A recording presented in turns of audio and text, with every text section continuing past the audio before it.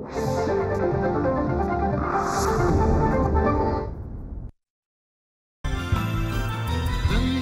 नजाऱ्याची रंगीन दुनिया, रंगीत दुनियेची रंगीन जादू. नजारे निराळे सितारे तराने, अदाए तूफानी दिल हुए बेकाबू. अनोखे दीवाने अंदाज प्यारे, त्यांच्या कामाची जादू नावाची जादू. बघूयात यांच्या या हुकमी टेक्यांची दुसरी बाजू.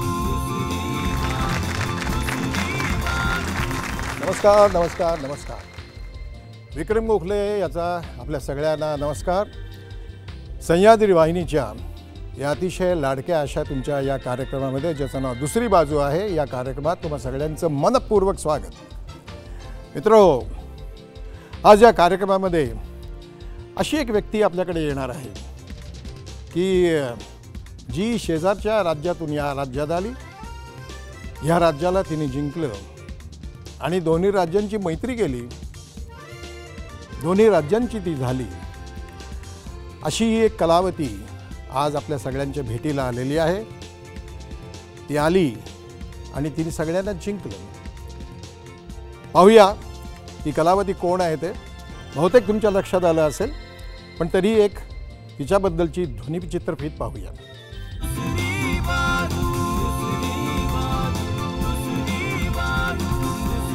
ती आली, तिनं बघितलं आणि तिनं जिंकलं. असं जिच्या बाबतीत झालं ती मराठीतली वंडर गर्ल वर्षा उसगावकर. मूळची गोव्याची ही गोवेकरीण कार्टी प्रेमात पडली या नाटकानंतर तुफान गाजलेल्या ब्रह्मचारी नाटकापासून तिचा व्यावसायिक नाटकाचा प्रवास सुरू झाला. तर सुपरहिट ठरलेल्या गंमत जम्मत या चित्रपटापासून मराठी चित्रपटांचा, तिचा हिंदी चित्रपटातला प्रवेश दूध का कर्ज या चित्रपटापासून, तसंच महाभारत सारख्या मालिकेतून टीव्ही मालिकेच्या जगातला प्रवास वाखाणण्याजोगा ठरला. अशा या नायिकेचा कला क्षेत्रातला हा प्रवास आजतागायत सुरूच आहे. पाहूया तिची दुसरी बाजू.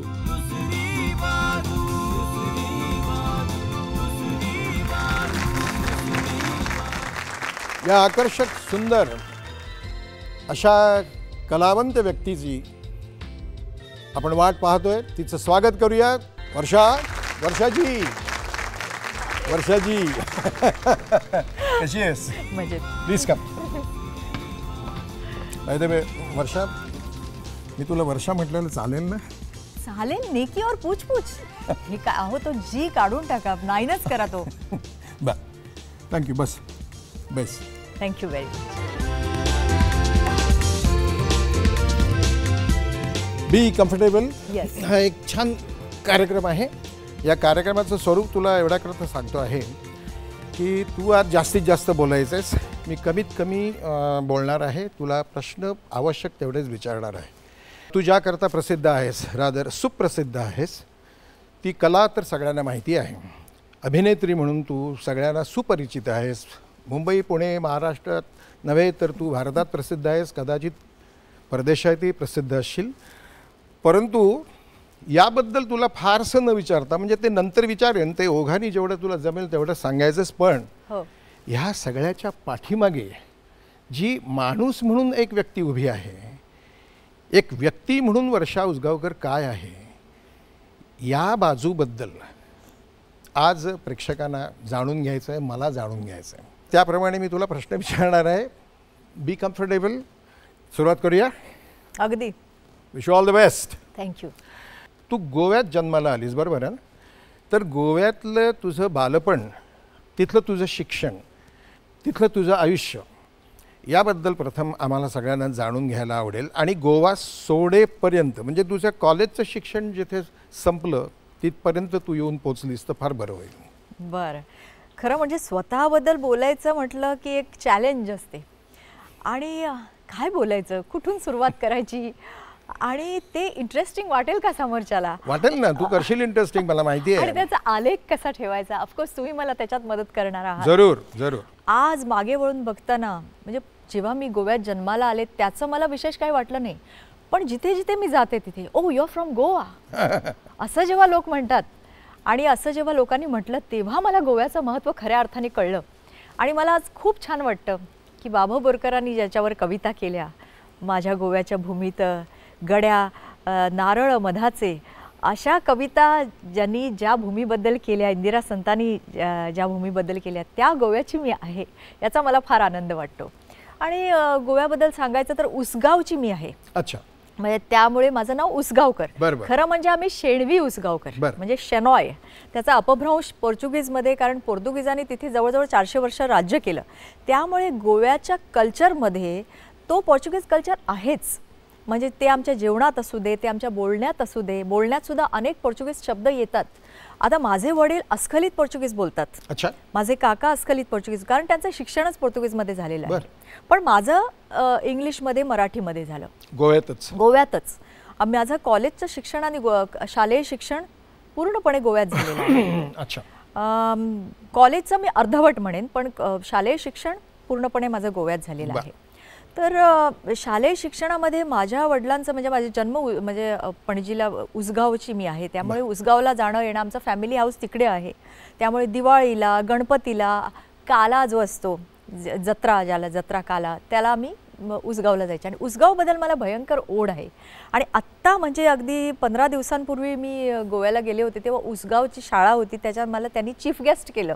आणि तेव्हा मला तो फार म्हणजे ती एक नाळ असते नाही का बांधलेली त्या गावाबरोबर, ती मला फार प्रकर्षाने जाणवली तिथल्या गावकऱ्यांना भेटल्यानंतर. म्हणजे ते आता फार वयस्कर झालेले आहेत, जेव्हा ज्यांना मी लहानपणी पाहिलेलं आहे, जे आमचा गणपती वगैरे विसर्जनाला आम्हाला मदत करायचे, ती मंडळी, मला छान वाटलं त्यांना भेटून. तुला असं नाही वाटत की केवळ गोव्यातला माणूस म्हणून तुला गोव्याबद्दल आपुलकी आहे? याच्याऐवजी मी असं म्हणेन की गोव्यामधून कलावंत एवढे जगभर पसरलेले आहेत आणि फार वेगळ्या वेगळ्या कलांमधून अत्यंत मोठ्या प्रसिद्धीला पावलेले असे कलावंत, साहित्यिक, कवी, चित्रकार, सायंटिस्ट, माशेलकर, हे सगळे गोव्याने दिलेले आहेत. अशा एका भूमीची तू कन्या. हो. आणि अशाच ठिकाणी जिथे गोवा कला अकादमी आहे, तर त्यामुळे तुला या क्षेत्रात यावंसं वाटलं का? तुझी सुरुवात, वैचारिक सुरुवात कशी झाली की मला या क्षेत्रात यायचं आहे? त्याचं कारण असं आहे की तुझ्या घरामध्ये राजकारण होतं, राजकारणाशी संबंधित. अगदी. तर असं तुला काय वाटलं की राजकारणात नको बाबा जायला, किंवा जायला पाहिजे होतं पण नाही जावं असं वाटलं आणि ह्या क्षेत्रात यावं असं वाटलं, ते का? त्याचं खरंच उत्तर मला देता येणार नाही विक्रमजी, कारण त्याचं उत्तर माझ्याकडे नाहीच आहे. ते का मला वाटलं, का ही ओढ वाटली, ते सुप्त म्हणजे काहीतरी एक आकर्षण होतं ह्या इंडस्ट्रीबद्दल. मला अभिनेत्रीच व्हायचं आहे म्हणजे कळायला लागल्यापासून माझ्या मनाने तेच घेतलं. खरं म्हणजे माझ्या वडिलांना तुम्ही म्हणालात ते अगदी बरोबर आहे की राजकीय वातावरणात माझं बालपण गेलं. गोवा स्वतंत्र झाला 1962मध्ये आणि पहिलं मंत्रिमंडळात माझे वडीलच मिनिस्टर होते आणि दयानंद बांदोडकर यांनी त्यांना कॅबिनेट मिनिस्टर केलं होतं त्यावेळेला. आणि त्यांच्याकडे 11-12 पोर्टफोलिओज होते. आमच्या घरात म्हणजे अगदी सगळे मोठमोठे नेते यायचे आणि तरी सुद्धा मला असं वाटायचं नाही, आय डोंट बिलॉंग हिअर, मला राजकारणात नाही यायचंय. काही विशेष कारण त्याचं? काही विशेष कारण नाही, मला माहितीच नाही त्याचं कारण. पण मी रेडिओ फार ऐकायची. अच्छा. आणि रेडिओवरती जी गीतं लागायची, मोहम्मद रफी, लता मंगेशकर, आशा भोसले, त्या गीतांनी मला भुरळ पाडली आणि मला असं वाटलं की हे जग मला बघायचंय, ह्या जगात मला जायचं आहे, I want to be a part of that. आणि मग ते नटणं मुरडणं, आता स्त्री म्हटल्यानंतर नटणं मुरडणं आलं आणि मला विशेष आवडायचं. आणि मी ह्याच्या म्हणजे माझा कॅमेरा म्हणजे आरसा होता आणि त्याच्यासमोर मी तासन तास रमायची. म्हणजे माझ्या आईचे कॉस्मेटिक्स. खरं उत्तर आहे. खरं आपण सगळेजण आपल्या स्वतःवर फार प्रेम करत असतो आणि फार क्वचित वेळेला आपण ते खरं बोलतो. तू खरं बोलतेस, thank you very much, shoot of. तर अशी मी तासन तास रमायची आणि मला वाटलं ती हो आहे, नाकी डोळी मी नीटच आहे, तर मला वाटतं मी कॅमेऱ्यावर म्हणजे सिनेमात चांगली दिसेन. म्हणजे सिनेमा बघून आल्यानंतर त्या अभिनेत्रीचं काम बघितलं, की ह्या जागी मी असते तर आणि अच्छा. हे गाणं मी परफॉर्म केलं असतं तर Good, good. असं मला सारखं वाटत Good, राहायचं good. आणि मला असं वाटायचं कधी एकदा मी मोठी होईन, कधी एकदा जाईन आणि कधी कधी मी बाल कलाकारांना बघायची तर मला असं वाटायचं की आत्ता सुद्धा मला सिनेमात जायला आवडेल. अरे वा. म्हणजे मला हे शाळा वगैरे काही नको, मला अच्छा. सिनेमात जायचंय. पण ते माझ्या वडिलांना सांगायचं कसं? तर तुम्ही माझ्या बालपणाबद्दल विचारलं तर माझ्या वडिलांनी मला सुरुवातीचं शिक्षण मराठीमध्ये दिलं. अच्छा. इयत्ता 1 ते 4 त्याने मला प्युअर मराठी मीडियममध्ये शिकवलं. गुड.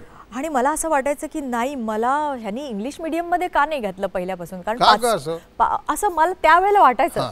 कारण आजोबा माझ्या ज्या मैत्रिणी काही होत्या त्या फाडफाड इंग्रजी बोलत असत आणि मी त्याच्यात कमी पडत होते 1 ते 4 शिकेपर्यंत. मला असं वाटायचं बापरे, मी मला कॉम्प्लेक्स यायचा. आणि मग 5वी मध्ये डायरेक्ट मी इंग्लिश मीडियममध्ये गेले.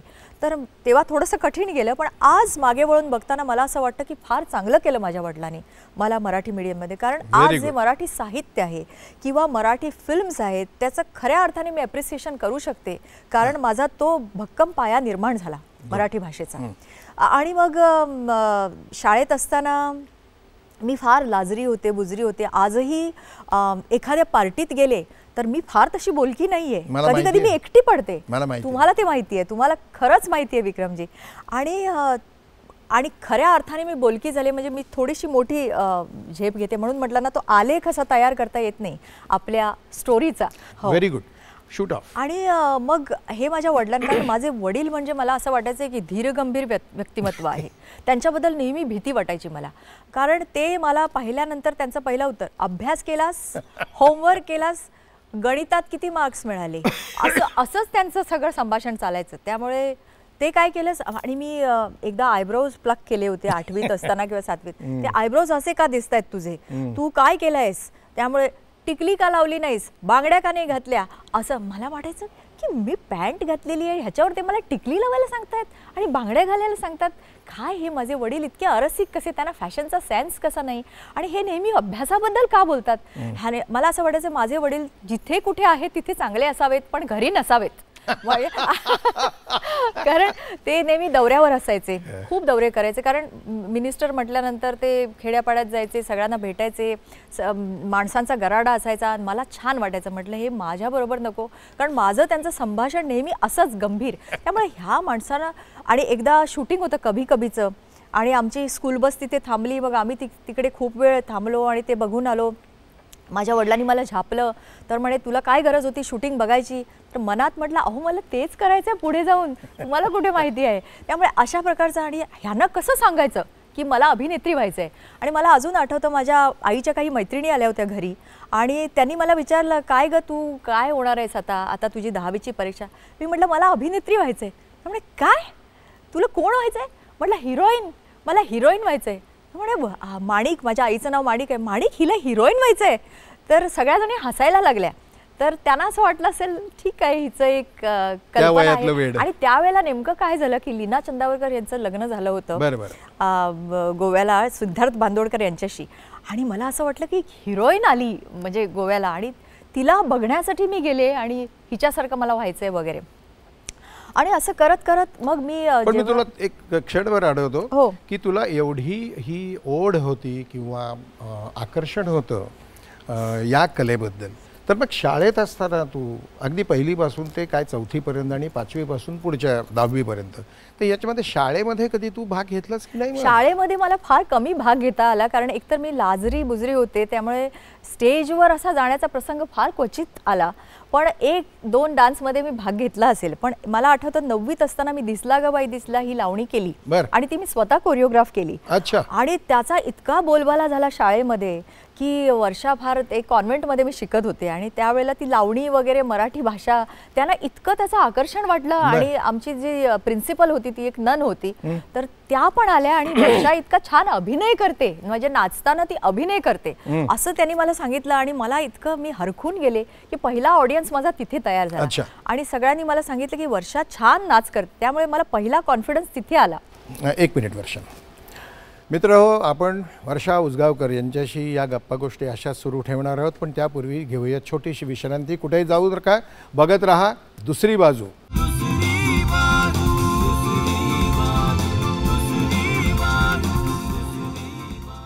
दुसरी बाजू या कार्यक्रमात विश्रांतीनंतर आपल्या सगळ्यांचं पुन्हा एकदा स्वागत. तर गप्पा गोष्टी करूया वर्षा उसगावकर यांच्याशी. कॉलेजमध्ये मी जॉईन झाले तेव्हा मला आवर्जून उल्लेख करावा असा वाटेल, प्रोफेसर शशिकांत सरदेसाई आमचे इकॉनॉमिक्सचे प्रोफेसर होते, नंतर कॉलेजचे प्रिन्सिपल पण झाले, कॉमर्समध्ये मी ग्रॅज्युएशन केलं. त्यांनी मला फार प्रोत्साहन दिलं आणि एकांकिका स्पर्धा, मग राज्य नाट्य स्पर्धा ह्याच्यात मी भाग घेतला. कला शुक्लेतून त्यावेळेला मग तुला घरच्यांच्याकडून विरोध नाही झाला? अजिबात नाही झाला. आश्चर्यच आहे. मला नेहमी असं वाटायचं की माझे वडील माझा विरोध करतील, माझी आई विरोध करेल, पण कधीच त्यांनी विरोध नाही केला. म्हणजे त्यांनी मला इतकं समजून घेतलं की हिच्यातले जे सुप्त गुण आहेत की ह्याला वाव मिळालं पाहिजे आणि हिलाही अभिनेत्री व्हावंसं वाटतं. म्हणजे ह्याच्या पुढे मला असं वाटायचं की म्हणजे लोकांना असं वाटत असेल की ठीक आहे, ही राज्यनाट्य स्पर्धेत भाग घेते आहे, नाटकात भाग घेते आहे, ह्याच्या पुढे तिला लग्न करायचं आहे. नॅचरली जो मुलीचा एक प्रवास असतो, चांगलं शिक्षण घेईल, त्याच्यानंतर ती लग्न करेल, करिअर करेल कुठल्या तरी दुसऱ्या क्षेत्रात. पण कुणालाच असं नाही वाटलं की how serious I am about this. कारण त्यावेळेला असं काही वातावरण नव्हतं आणि गोव्याला तर अजिबातच नव्हतं. कारण हेडक्वार्टर्स पहिल्यापासून चित्रपटसृष्टीचा कोल्हापूर किंवा मुंबई हेच राहिलेलं आहे, पण गोव्याला तसं वातावरणच नव्हतं. त्यामुळे माझ्या वडिलांनी म्हणजे माझ्या आईने जेव्हा माझ्या SSCची परीक्षा झाल्यानंतर 11th झाल्यानंतर सांगितलं की वर्षाला अभिनेत्री व्हायचं आहे, तेव्हा त्यांनी कुठलाही आक्षेप घेतला नाही. आणि इनफॅक्ट ते पुण्याला गेले आणि त्यांनी तिथे ॲक्टिंगचा कोर्स आहे का हे फाइंड आउट करायला गेले ते. आणि तेव्हा त्यांना कळलं की ॲक्टिंगचा कोर्स तिथे आता नाही आहे, डिस्कंटिन्यू केलेला आहे आणि तिथे फक्त टेक्निकल कोर्सेस आहेत. त्यामुळे मी पुणा फिल्म इन्स्टिट्यूट जॉईन झाले नाही. बरं, पुणा फिल्म इन्स्टिट्यूटमध्ये आकर्षण मला का होतं तर जया भादुरी तिकडची, रोमेश शर्मा ते तिकडचे, जया, बरेच जण सगळे म्हणजे नावाजलेले त्यावेळेचे नट तिथले होते. त्यामुळे मला त्याच्याबद्दल आकर्षण होतं, त्याच्याबद्दल माहिती होती आणि मी फिल्म मॅगझिन्स आवर्जून वाचत होते. पण आता चित्रपटसृष्टीत मला जायचं, पण ते कसं जायचं, कुणाच्या थ्रू जायचं, कसा प्रवेश मिळवायचा हे आम्हाला काही माहीत नव्हतं. आणि माझ्या आईवडिलांनी तशा प्रकारचे प्रयत्न सुरू केले आणि सुदैवाने दामू केंकरे हे माझ्या वडिलांचे फार चांगले मित्र. म्हणजे मी त्यांना वडिलांच्याच ठिकाणी मानते. आज ते नाही आहेत, पण त्यांनी माझ्या करिअरला फार मोठा हातभार लावलेला आहे. तसंच औरंगाबादला मी नाट्यशास्त्राचं शिक्षण घेतलं. मला स्कॉलरशिप मिळाली गोवा कला अकादमीची. तिथले प्रोफेसर लक्ष्मण देशपांडे ज्यांनी वराड निघालं लंडनला याचा विक्रमी यश मिळवलेलं आहे.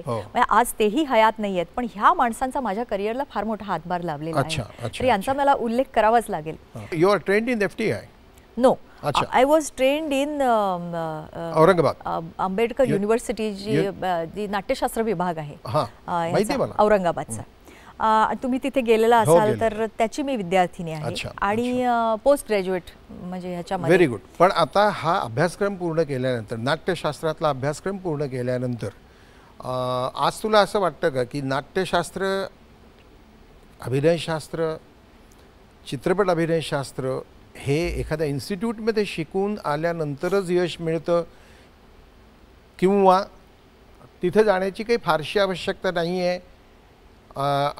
तुमच्याकडे जर खरोखरच असे गुण असतील की जे झळाळून उठतील तर अशा तऱ्हेने तुम्हाला एंट्री मिळते का? तुझा एक स्त्री म्हणून तुझा काय अनुभव आहे, तुझं काय मत आहे? माझं स्पष्ट मत असं आहे की कुठल्याही ह्याच्यात जाऊन इन्स्टिट्यूटमध्ये जाऊन तुम्हाला ॲक्टिंग शिकायची गरज नाही. जर तुमच्यात ते इनहेरंट गुण असतील तर. फक्त काय आहे, अकॅडमिकली तुम्हाला त्याचा निश्चित उपयोग होतो. आणि आज त्याचा विचार करताना मला असं वाटतं की जो मी नाट्यशास्त्राचा जो क्रम केला, ब्रेख्ट थिएटर म्हणजे काय किंवा स्टॅनिस्लॉव्स्की म्हणजे काय, भरतनाट्यशास्त्र म्हणजे काय, हे चार चौघात किंवा जेव्हा मी एखाद्या वर्कशॉपमध्ये जाते आणि मला बोलावलं जातं एखाद्या इन्स्टिट्यूटमध्ये, ॲक्टिंग इन्स्टिट्यूटमध्ये, तिथे मला त्याचा निश्चित फायदा होतो.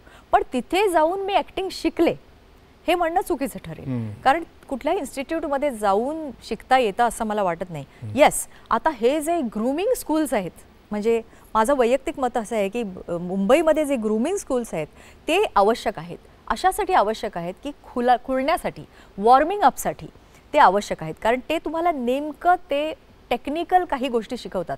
कारण माझं असं मत आहे की, आणि तुमचंही असेल, की फिल्मचं जे ॲक्टिंग आहे ते बऱ्यापैकी टेक्निकल असतं. त्याचं टेक्निक तुम्हाला जर माहिती असेल तर तुम्ही जास्त म्हणजे फोकस्ड होता. It's a very thin line which passes through theatre acting, I mean rather ideal theatre acting, film acting and television acting. बरोबर. It's a very thin line which passes through. Correct. जरासं इकडचं ideal तिकडे गेलं तर ते over होतं किंवा under होतं. हो.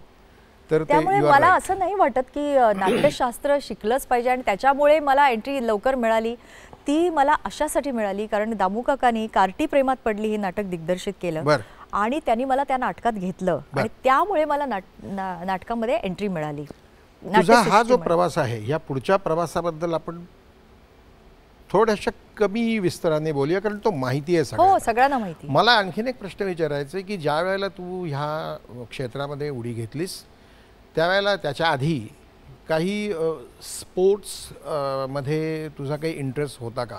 त्याचं कारण असं आहे की आणि ही माझी नुसती धारणा नाही आहे, माझी खात्री आहे की ज्या नटाला किंवा नटीला या क्षेत्रामध्ये म्हणजे ज्यांना नट किंवा नटी व्हायचं आहे आणि यशस्वी व्हायचं आहे त्याला काय काय करावं लागतं, काय काय शिकावं लागतं हे तुला मी नव्याने सांगायची गरज नाही. खरंच. आणि आजचे नट म्हणजे त्याच्यामध्ये स्विमिंग आलं, शूटिंग आलं, हॉर्स रायडिंग आलं, तलवारबाजी आली, पडणं आलं, मार खाणं आलं, मार देणं आलं, स्टंट आला, सगळं आलं.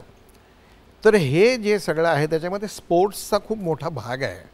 तर तुला स्पोर्ट्सबद्दल काही आकर्षण होतं? कधीच नव्हतं. आणि मग तरी सुद्धा तू घोड्यावर कशी काय बसलीस त्या झाशीच्या राणी या चित्रपटामध्ये? ते म्हणतात ना कशासाठी, पोटासाठी, खंडाळ्याच्या घाटासाठी. त्यामुळे ते मला त्या रोलसाठी करावं लागलं. म्हणजे अक्षरशः ते आवडीने असं केलं नव्हतं मी. ते मला म्हणजे जबरदस्ती करावं लागलं.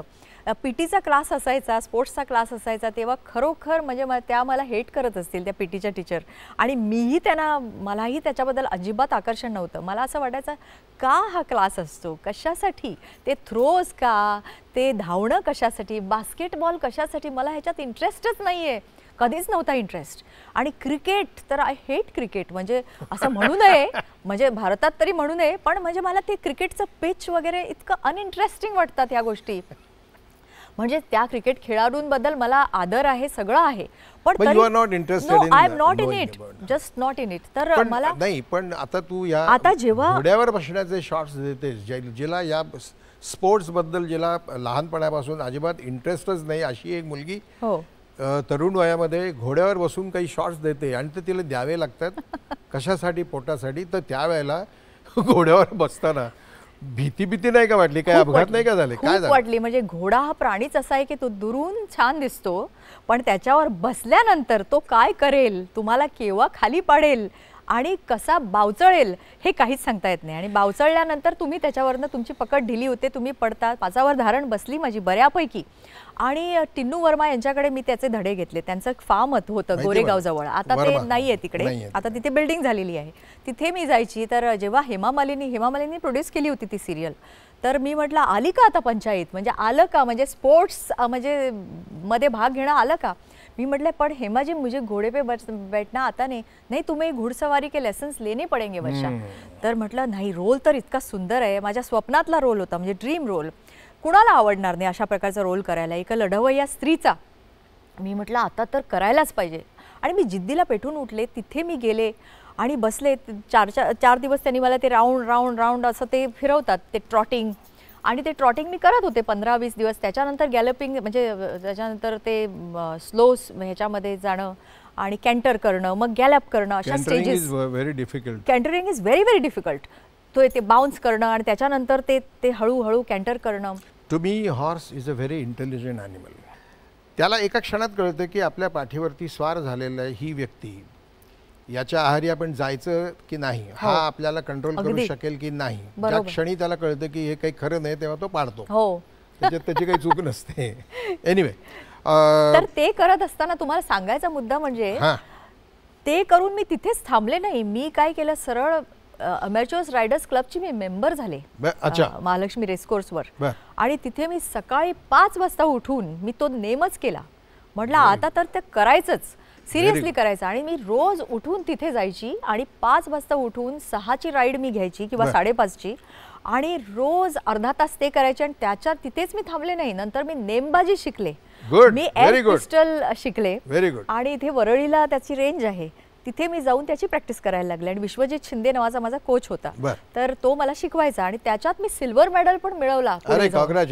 चेतना कप मला मिळाला. त्याच्यानंतर नाशिकला पण मी एका कॉम्पिटिशन मध्ये भाग घेतला. तर काही 5-6 वर्ष मी हे केलं, सिरियसली केलं. म्हणजे झाशीच्या राणीपासून ते सुरू झालं आणि ते तिथे थांबलं नाही. झाशीची राणी हा रोल हे निमित्त होतं.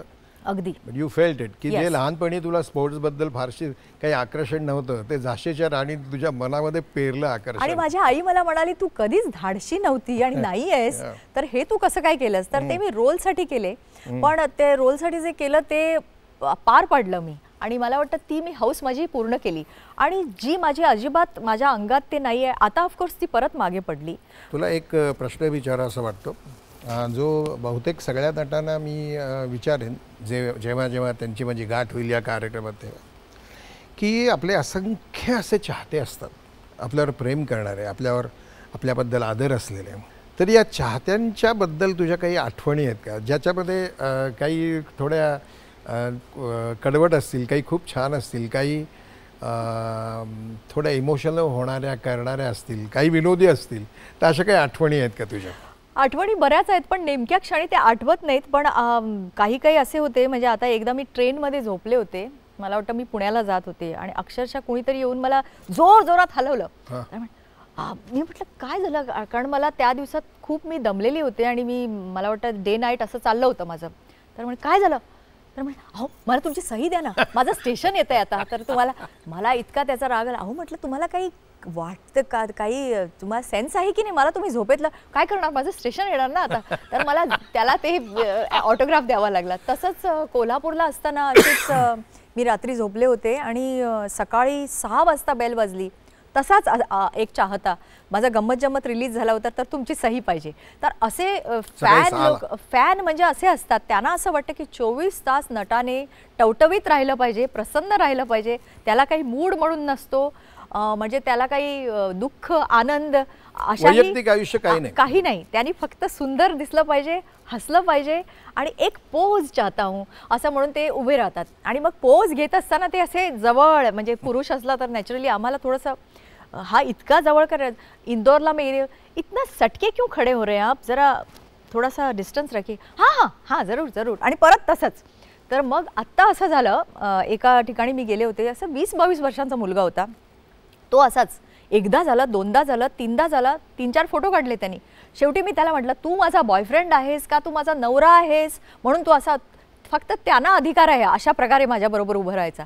त्यामुळे फॅन्स असेही असतात. मग एका नटाने मला आत्ता काय सांगितलं की एक माणूस आहे तो तुझा प्रचंड फॅन आहे, माझ्या ओळखीचा नट आहे एकदम, तो तुझा खूप मोठा फॅन आहे, तर तो तुम्हाला फोन करेल आणि तुमच्याशी बोलेल. म्हटलं ठीक आहे, पण तो व्यवस्थित आहे ना, काही असं म्हणजे, कारण काही जणांना कुठे थांबायचं काही कळत नाही. मग ते फोन म्हणजे ते रोज मग सुरू होतं, नाही तो खूप चांगला आहे. मग त्यांनी मला फोन केला, तर म्हणे मला तुम्हाला भेटायचं आहे. तर म्हटलं भेटायचं आहे, कशासाठी भेटायचं आहे. तर नाही मी तुमचा फॅन आहे. तर म्हटलं ठीक आहे भेटा येऊन. मग त्यांनी कविताच लिहायला सुरुवात केली, रोज एक कविता. अरे बापरे. आय एम, आणि ते मग इंग्लिश, म्हणजे त्या इंग्लिशला ग्रामर नाही, काही नाही, आय इज वॉज असं, I am longing to meet you वगैरे, प्रियकर प्रेयसीला कसा लिहितो तशा प्रकारच्या कविता. म्हणजे इट वॉज व्हेरी इरिटेटिंग. शेवटी मी त्यांना मी उत्तर द्यावं अशी त्याची अपेक्षा, रिस्पॉन्ड करावं त्याला.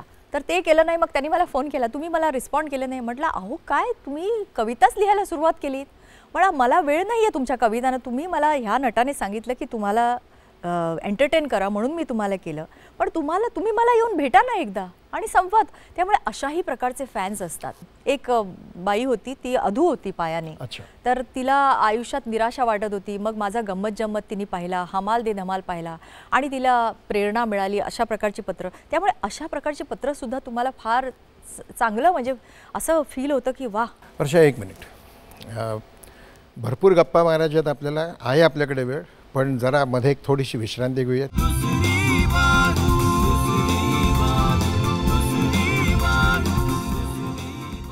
दूरदर्शन बद्दल तुझं काय मत आहे? दूरदर्शन हे माझं घर आहे. अच्छा. अक्षरशः घर आहे, म्हणजे आय हॅव लिव्ड हिअर. कारण पहिली मला दूरदर्शन हे खऱ्या अर्थाने दूरदर्शन आहे, सगळीकडे पोचणारं, म्हणजे एक अशी वाहिनी, विशेषतः सह्याद्री, याच्याबद्दल मला असं बोलावंसं वाटतं की अगदी घराघरात पोचणारी आणि छोट्या छोट्या गावात पोचणारी, आणि याचा मला प्रत्यय आहे, अनुभव आहे. पहिलं नाटक मी केलं मानिनी नावाचं, आणि इथे मला पहिला छोटासा का होईना पण स्टारडम मिळाला. पहिल्यांदा मी कॅमेरा फेस केला तो दूरदर्शनसाठीच केला, आणि त्याच्यात मी एक मध्यवर्ती भूमिका केली. शशिकांत दिक्ते, स्वर्गीय शशिकांत दिक्ते माझ्याबरोबर होते त्या नाटकात. ते नंतर आणि बऱ्याच वर्षानंतर दूरदर्शनसाठी मी म्युझिक मस्ती गप्पा गाणी हा कार्यक्रम केला. आणि तो मी जवळजवळ मला वाटतं 8 वर्ष केला असेल. 7-8 वर्ष, हो, माझ्या माहितीप्रमाणे बहुतेक, if I am not wrong. त्यामुळे दूरदर्शन हे माझं घर आहे, आणि इथला स्टुडिओ, यातला कोपरा न कोपरा मला माहिती आहे. आणि त्यामुळे I use to be so happy.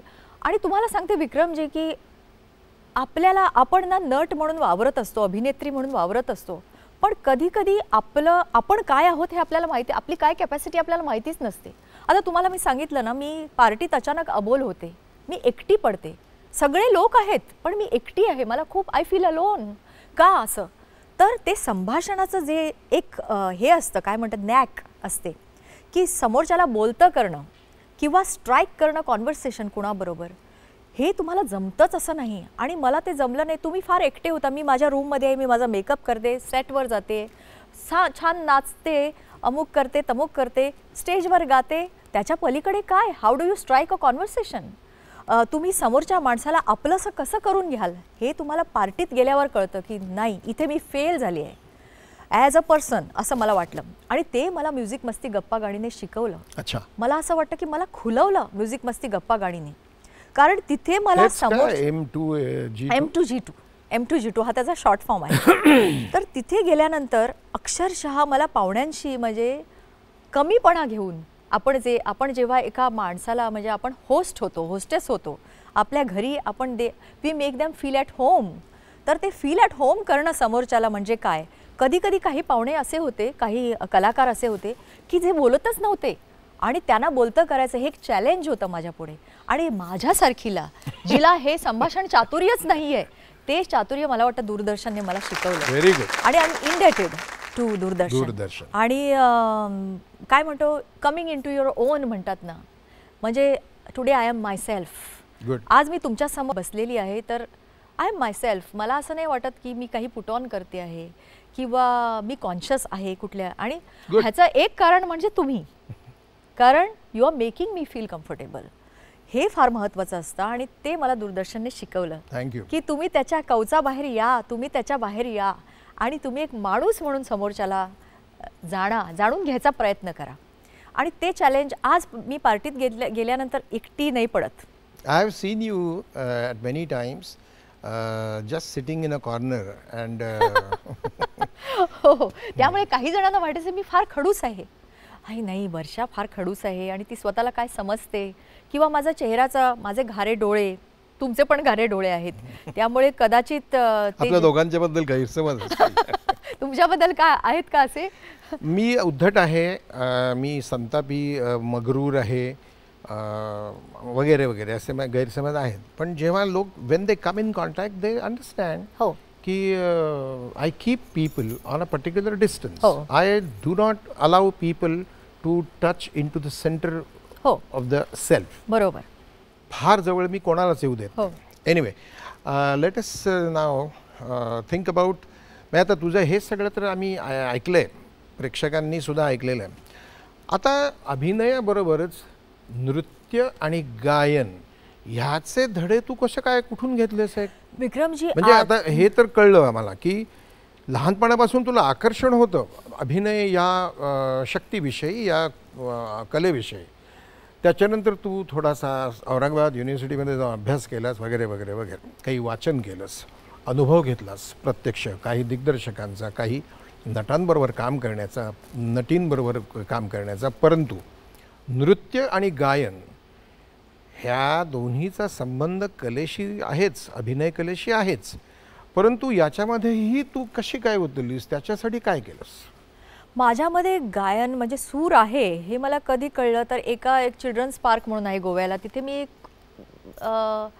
एक असंच म्हणजे बाल मेळावा वगैरे होता, तिथे मी फूलों का तारों का असं एक गाणं आहे ते मेरी बहना है, 1000 में मेरी बहना है, हे गाणं गायले. आणि गायल्यानंतर अनेक खूप लोक जमले तिथे आणि त्यांनी माझे खूप भावा केली, वा तू छान गातेस वगैरे. तेव्हा मला कळलं खरोखर माझ्या गळ्यात सूर आहे. आणि मी बाथरूममध्ये बसून तासन तास गात असे, म्हणजे आंघोळ करायला गेले की 1 तास माझी आंघोळ चालायची ती गाण्यामुळे. तर तेव्हा मला असं वाटायचं, वाह काय सुंदर वाटतोय माझा आवाज या म्हणजे बाथरूममध्ये, आणि तो घुमायचा असा. तर मला असं वाटायचं की मला सुरैयासारखं व्हायचं आहे, मला देविका राणीसारखं व्हायचं आहे, गायिका अभिनेत्री व्हायचं आहे मला. आणि मी पंडित सुधाकर करंदीकर आहेत आमचे गोव्याचे, त्यांच्याकडे मी गायन शिकायला लागली. हो, आणि पेटी पण शिकायची मी. अरे वा. हो, त्यांच्याकडे मी जवळजवळ 4 वर्ष शिकले. आणि ते सुद्धा कसं म्हणजे शाळेत असताना, मग कॉलेजमध्ये असताना मध्ये खंड पडला, कारण तिथे मला मग कथ्थक सुद्धा शिकायची मी. ते कोणाकडून शिकलीस? कथ्थक मी मांजरेकर बाई म्हणून होत्या गोव्याला, गोव्यातच. तिथे विवेकानंद सोसायटी म्हणून आहे, तर त्यात असे क्लासेस होते आणि त्याच्यात मी कथ्थक शिकायची. पण कथ्थकवर माझा इतका जीव होता आणि मला असं वाटायचं की मी विशारद व्हावं आणि खूप छान नृत्यांगना व्हावं. पण माझ्या वडिलांनी माझा क्लासच तो तोडून टाकला, कारण मला गणितात कमी मार्क मिळाले आणि त्यांना ते त्यावेळेला जाणवलं नाही, म्हणजे कळलं नाही की आपण. आणि मला त्या दिवशी खूप वाईट वाटलं की माझ्या वडिलांनी का बरं हा क्लास बंद केला. म्हणजे शाळा बंद केली असती तरी चाललं असतं, पण नृत्याचा क्लास, कारण माझी शाळा ही आहे. नृत्य ही माझी शाळा आहे, गायन ही माझी शाळा आहे, आणि इथे मी रमत असताना माझं काय हे बंद केलं. पण नंतर ऑफकोर्स थोडा खंड पडला आणि मी इंडस्ट्रीत आले, अनेक नृत्य केली. ह्याचं पार्श्वगायन म्हणजे अनुराधा पौडवाल यांच्या याच्यावर लिपसिंग केलं, आशा भोसले यांच्यावर लिपसिंग. पण मला माहिती होतं की मी सुद्धा गाऊ शकते, थोडंफार गाऊ शकते. पण ऑफकोर्स गाणं ही तपश्चर्या आहे, ती काय सुरात गाणं आणि ते सुद्धा दर्जेदार गाणं, ही एक वेगळी गोष्ट आहे. तर मला काय झालं, एकदा मॉरिशसला मी गेले होते, जागतिक मराठी संमेलन होतं, आणि त्यावेळेला मी चोरीचा मामला मामाही थांबला हे गाणं स्टेजवर गायले. आणि एक तिथे ऑर्गनायझर होते मोहन कुमार भंडारी म्हणून पुण्याचे, ते माझ्याजवळ आले. ते गाणं संपल्यानंतर मला म्हणाले, वर्षाजी मी आयोजक आहे, गाण्यांचा ऑर्गनाईज करतो, सचिनचे पण मी अनेक प्रोग्राम केले आहेत, तर तुमचा मला करायचा आहे. मी म्हटलं बापरे, माझ्या एकटीचा, आणि मी एकटी पेलू शकेन? तो म्हटलं ऑफकोर्स तुम्ही पेलू शकाल, तुमच्या आवाजात सूर आहे आणि तुम्ही हे गा. आणि त्यांनी माझा एक कार्यक्रम ठेवला नगरला आणि तो हिट झाला. आणि मी त्याच्यात अनेक गाणी गायले सिनेमाची. तर सुरुवातीला मी गेले तेव्हा मला असं वाटलं की अरे बापरे, मी गाते पण मला हे.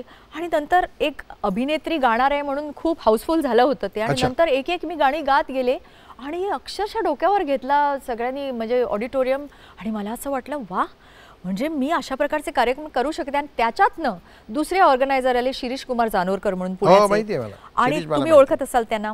आणि त्यांनी माझे जवळजवळ 500च्या वर शो केलेले आहेत आणि मी कानाकोपऱ्यात केलेले आहेत महाराष्ट्राच्या. आपण एकदा तू दौऱ्यावर पुण्याच्या बालगंधर्व मंदिराच्या पाठीमागच्या बाजूनी तुमची बस निघाली होती, शिरीष, मी आणि तू आपण गप्पा मारत होतो. संध्याकाळ रात्रीच्या वेळेला तुम्ही एक कार्यक्रम करून तुम्ही निघाला होता. करेक्ट, आणि तुमच्या नाटकाचा प्रयोग होता त्या दिवशी.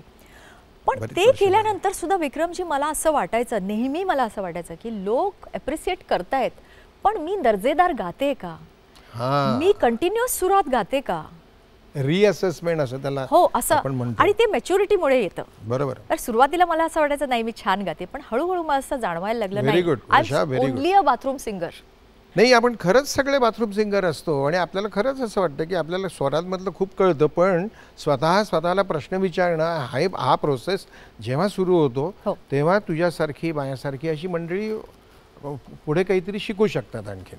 खरंच. आणि मला ते वाटलं आणि मला हे गेल्या 4-5 वर्षांपासून जास्त प्रकर्षाने जाणवलं.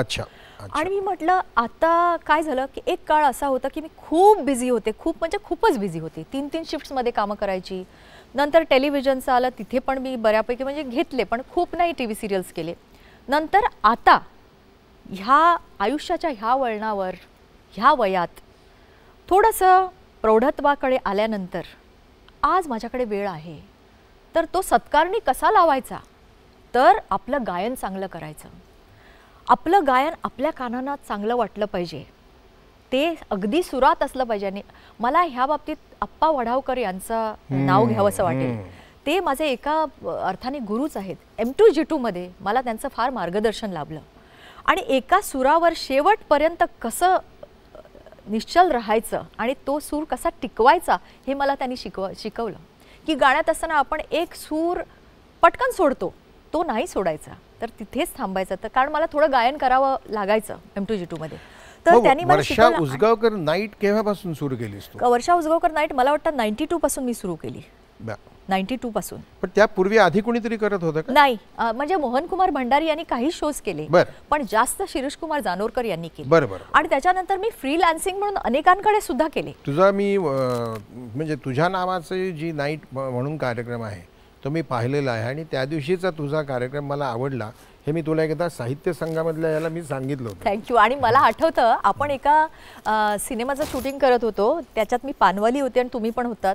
आणि तुम्ही मला म्हणालात कोल्हापूरला मी येणार आहे त्या कार्यक्रमात. मी म्हटलं विक्रमजी तुम्ही येऊ नका, मला दडपण येईल. आणि नंतर तुम्ही पाहिला ते मला कळलं पण नाही. आपल्या या क्षेत्रामध्ये प्रत्यक्ष काम करताना दिग्दर्शक, लेखक, निर्माते, कलावंत यांच्यापैकी काही चांगले वाईट विनोदी असे काही सांगण्यासारखे किस्से आहेत का? सांगण्यासारखे तसे बरेच असतात, पण मी म्हटलं ना तुम्हाला नेमक्या वेळेत ते आठवत नाहीत. पण एक दिग्दर्शक होते, म्हणजे मराठीमध्ये आहेत ते अजून. तर एक सिनेमा मी त्यांच्याबरोबर करत होते. तर त्यांनी मला सांगितलं की एक दुःखाचा सीन होता, तर ते मला सूचना देत होते. आता ॲक्शन म्हटलं त्यांनी, मी रडायला लागले. तर म्हणाले अजून दुःख, दुःख वाढवा, अजून दुःख वाढवा, वाढवा वाढवा वाढवा. म्हटलं हे काय चाललंय, वाढवा काय म्हणजे तो काय फॅनचा काय तो डिमर काय ते रेग्युलेटर आहे का? पैसे वाढवा असं सांगायचं. हे म्हटलं दुःख वाढवा, अति दुःख, थोडंसं दुःख कमी पडतंय वगैरे अशा प्रकारच्या सूचना देणारे दिग्दर्शक असतात आपल्याकडे. म्हणजे हा दिग्दर्शक कसा झाला असं मला वाटलं. बरं, मला तुला एक गमतीदार किस्सा म्हणजे तुला आठवत असेलच बहुतेक, मला आठवतोय चांगला. आपल्याकडे काही टवाळखोर म्हणजे मनाने खूप चांगले पण काही टवाळखोर आपले काही नट्या असतात. त्याच्यापैकी एक लक्षा होता बेर्डे. एकदा तू, मी आणि लक्षा आपण एका सेटवर होतो. आमच्या दोघांच्या सह्या बाहेर आम्ही बसलो होतो तिथे.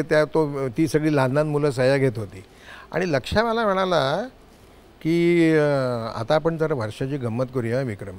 आणि त्याने प्रत्येक मुलाला सांगितलं, ही झाली बरीच जवळजवळ 25 वर्षापूर्वीची गोष्ट आहे. हो अर्थात. हां.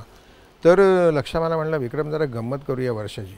आणि त्या प्रत्येक मुलाला लक्षाने सांगितलं त्यांना आंटी म्हटल्याशिवाय त्या सही देत नाहीत. यू आर सम 22-23 या.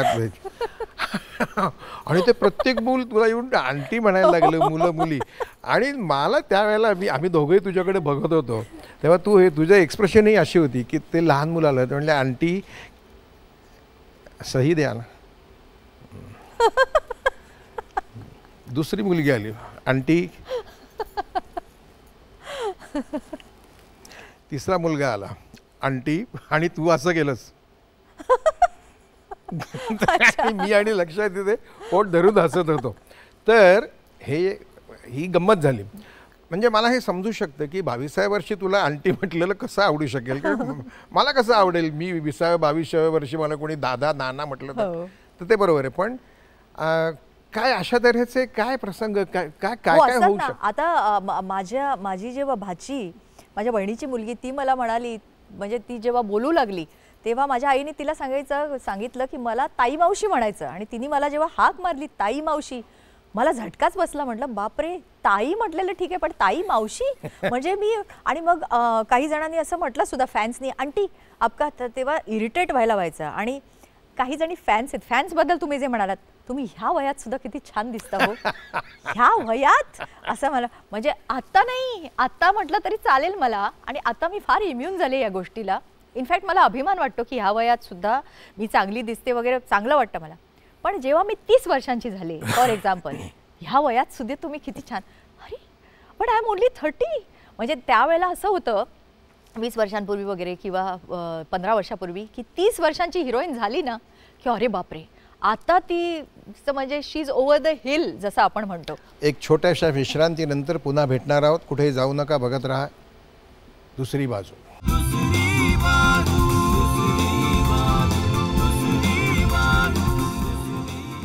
सामाजिक कार्य तू करतेस असं माझ्या कानावर आलेलं आहे आणि त्याबद्दल मला तुझं कौतुक आहे. तर त्याबद्दल जरा माहिती पटपट जरा देशील तर फार बरं होईल. आपण जे सेलिब्रिटीज जे आपल्याला म्हणतात लोक, जे आपण थोडंफार नाव मिळवलेलं असतं ते जर एका समाजकार्याला मिळत असेल, जर माझ्या नावाचा कुणाला फायदा, म्हणजे पैसे दिलेच म्हणून चॅरिटी केली असं होत नाही. आपण जेव्हा आपलं नाव कुणाला देतो, एका NGOला किंवा हे वापरायला देतो फ्रीली, तेव्हा सुद्धा ती एक चॅरिटी आहे असं मला वाटतं. बरोबर. आणि ते आपण केलं पाहिजे. तर तू काय करतेस? मी एक कॅन्सर पेशंट्स एड असोसिएशन म्हणून आहे आणि ते चांगली NGO आहे. कारण काही NGOज अशा असतात, बरेच NGOज आलेले आहेत आता गेल्या 15 वर्षात ते मशरूम झालेले आहेत बरेच NGOज. तर किती चांगले त्यातलं कार्य करतात आपल्याला माहिती नाही, पण कुणाच्या तरी रेफरन्सनी हा आलेला माझ्याकडे NGO आहे. आणि त्याच्यासाठी कार्य म्हणजे असं की कॅम्प्स असतात त्यांचे, tobacco cancer detection. So you are working for cancer patients and cancer patients. Yes, blood cancer patients असतात त्यांना जाऊन भेटणं, मग ब्रेस्ट कॅन्सर डिटेक्शन कॅम्प्स ह्याच्यात जाणं. तसंच झिरो प्लॅस्टिक योजना, म्हणजे ही मी स्वतः राबवलेली माझ्या घरची माझ्यापुरती आहे. पण मला असं वाटतं की आपण प्लास्टिकच्या बॅग्स फार वापरू नयेत आणि ते आपण आपल्यापुरतं ठरवतो, पण आपल्या घरचे जे लोक असतात त्यांना शिकवणं म्हणजे महाकठीण. स्वच्छ भारत, सुंदर भारत ह्या कल्पनेशी हे जोडलं जाते, त्याबद्दल तुझं अभिनंदन. मला आणखीन एक सांग की स्त्री मुक्ती, स्त्री स्वातंत्र्य, स्त्री शिक्षण, स्त्री आरक्षण याबद्दल तुझी एक वाक्यात मला मतं ऐकायला आवडतील. की स्त्री स्वातंत्र्याबद्दल तुझं काय मत आहे? एक वाक्यामध्ये सांग. स्त्री स्वातंत्र्याबद्दल म्हणजे स्त्री खऱ्या अर्थाने घरी आपल्या स्वातंत्र्य असली पाहिजे, आपल्या घरात. बाहेर तिला स्वातंत्र्य मिळतं कुठे? तिच्या कामाच्या ठिकाणी, इतर ठिकाणी भाषण करते तिथे, शाळेत. पण आपल्या घरी मिळतं का? तर आपल्या घरी मला असं वाटतं की बऱ्याच स्त्रिया बंदिवान आहेत. आपल्या नवऱ्याच्याकडनं तिला स्वातंत्र्य मिळतं का? आपल्या वडिलांकडनं तिला स्वातंत्र्य मिळतं का? म्हणजे हे फक्त मी एज्युकेटेड स्त्रीबद्दल नाही बोलत, अनएज्युकेटेड किंवा एज्युकेटेड सुद्धा. काही फार एज्युकेटेड असतात पण त्यांना घरी स्वातंत्र्य नसतं. त्यामुळे आपलेच दात आपलेच ओठ, आपल्या माणसांबद्दल आपण काही बोलू शकत नाही. तर घरी ते जेव्हा मिळेल तेव्हा ती खऱ्या अर्थाने स्वतंत्र होईल असं मला वाटतं. स्त्रीच्या शिक्षणाबद्दल तुझं काय मत आहे? कारण तुला शाळेचा कंटाळा होता, पण तरी आता विचारतो की तुला शिक्षणाचं महत्त्व कळलेलं आहे, तर तू त्याबद्दल काय म्हणू शकतेस? की 10वी पर्यंत शिक्षण फार आवश्यक आहे आणि त्याच्या पुढचं शिक्षण प्रत्येक स्त्रीने जर घेतलं म्हणजे व्यावसायिक, तर त्याचा उपयोग झालाच पाहिजे. म्हणजे कुठे? तिच्या व्यवसायामध्ये. आरक्षणाबद्दल तुझं काय मत आहे? की आरक्षणाबद्दल मला असं वाटतं की काही ज्या गोष्टी आहेत त्या स्त्रिया नाही करू शकत, तिथे फार त्याचा आपण बाऊ नाही केला पाहिजे. काही फिजिकल गोष्टी आहेत.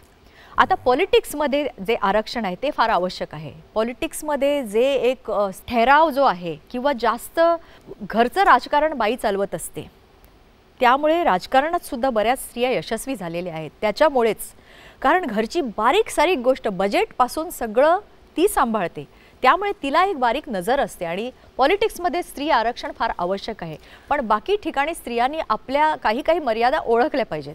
मित्र, वर्षा उजगावकर जेव्हा स्वतःच्या घरी असतात त्या काळामध्ये त्यांच्या घरचीच साधीसुधी माणसं त्यांच्याविषयी काय बोलतात ते आपण ऐकणार आहोत आणि पाहणार आहोत.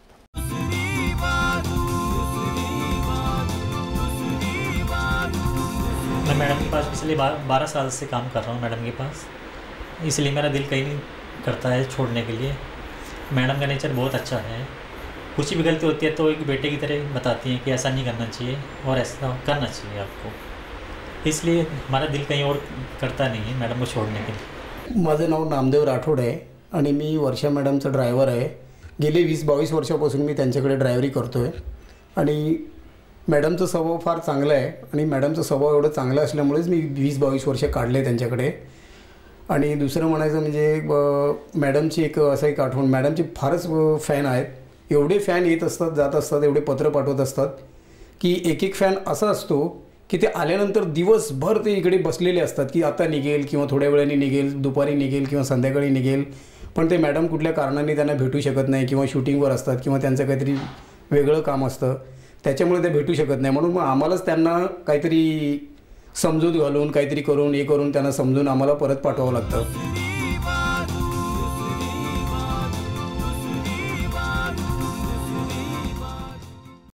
घरची माणसं तर आपल्या स्वतःच्या माणसाबद्दल चांगलं बोलणारच, पण ज्यांचा रक्ताचा काही संबंध नाही, नात्याचा संबंध नाही, अशी माणसंसुद्धा, आणि केवळ ती पोटाकरता नोकरी करतायत म्हणूनही नाही, 20-22 वर्ष माणसं एखाद्या ठिकाणी राहत नाहीत आणि जेव्हा ती अशी टिकून असतात तेव्हा ज्यांच्याकडे टिकून असतात त्यांच्यामध्ये काही चांगले गुण असतात म्हणूनच ती टिकून असतात, हे या एबीजवरून आपल्याला समजून येतं. आता आपण ज्याला रॅपिड फायर असं म्हणतात इंग्रजीमध्ये, तसे तुला मी काही प्रश्न विचारणार आहे. गंमत जम्मत हा सिनेमा केव्हा प्रदर्शित झाला? 88. 12 राशींपैकी शेवटची रास कुठली? मी नाही का? कुसुमाग्रज म्हणजे कोण? विवा शिरवाडकर. तू आत्तापर्यंत केलेल्या चित्रपट आणि नाटकांपैकी तुझा सगळ्यात आवडता चित्रपट आणि आवडतं नाटक कुठलं? लगेच सांगायचं. पसंत आहे मुलगी. आवडतं नाटक मी केलेलं ब्रह्मचारी. चार चौघी नाटकाचा लेखक कोण? माझा मित्र प्रशांत दळवी. मराठी कॅलेंडर प्रमाणे या दिवशी आपलं वर्ष सुरू होतं, नववर्ष सुरू होतं. गुढीपाडवा. गुड. म्हण पूर्ण कर. लोका सांगे ब्रह्मज्ञान, स्वतः कोरडे पाषाण. शेगावला कुठल्या महापुरुषाचं मंदिर आहे? गजानन महाराज. अच्छा. 2 आखे 12 हात चित्रपटाची नायिका कोण? संध्या. तुझं आवडतं गाणं कुठलं? कोकणी. तुला म्हणून दाखवायचं आहे. मला हे माहिती आहे की आत्ता इथे कुठलंही वाद्य नाही, कुठलाही स्वर नाही तुझ्याकरता, पण मला एक अर्ध मिनिट तरी तू ते म्हणून दाखवायचं आहेस. कांतार कोरून. कांतार म्हणजे गाणं. दिस मोजे सारता चितून मोगानो शिबा रोटा काळजांत तान मोग केलो जुरामेन दिलो अपघात तुवें केलो काळजाक तोपलोय बालो मळबायल्या नेकेत्रां जालेलीं जुरार जावची न्हय म्हूण आमी केन्नाच सेपारात फोटकी रोमो करी गोट म्हाका वेंगेन धरी आतां रोडटा हांव दुकांच्यो जोरी कितलें काळीज निबोर आयकोन खबर सांडलें म्हणून म्हाका जालें जबर. असं हे गाणं आहे. Good, very good. थँक्यू. हे गाणं ना काही स्वर्गीय स्वर असताना तू स्वरात आहेस, हे भरपूर गाणं स्वरात स्वर्गीय आहेस. मोहम्मद रफी यांनी गायलेलं आहे अच्छा. मुळात, पण आता म्हणजे त्याच्यानंतर लॉर्ना यांनी पण गायलं ते. मी बसायचं तिथेच बसायचेस, कारण याच्यावरती मला तुझी सही पाहिजे. त्याचं बरं. कारण सांगतो.